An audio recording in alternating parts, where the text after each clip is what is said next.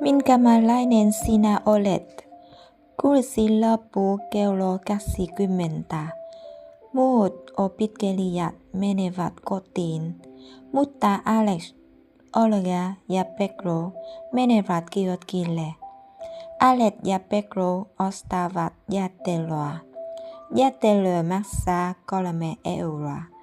Olga ei osta jäätelöä, koska hän saa rahaa. Sitten he istuvat puistossa ja puhuvat ja nauravat.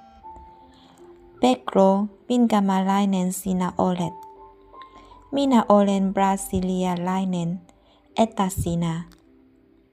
Minä olen venäläinen, entä Alex, mistä sinä olet kotoisin?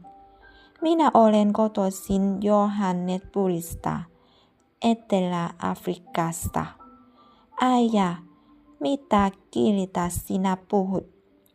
Minun äidinkieli on englanti, mutta puhun myös vähän espanjaa. Pedro, onko sinun äidinkieli espanja? Ei, minä en puhu espanjaa. Brasiliassa me puhumme portugalia. Ai niin, totta. Sitten Alex ajaa autolla kotiin. Pedro ja Olga menevät bussipysäkille. Missä sinä asut? Asun Puistolassa. Se on Pohjois-Helsingissä.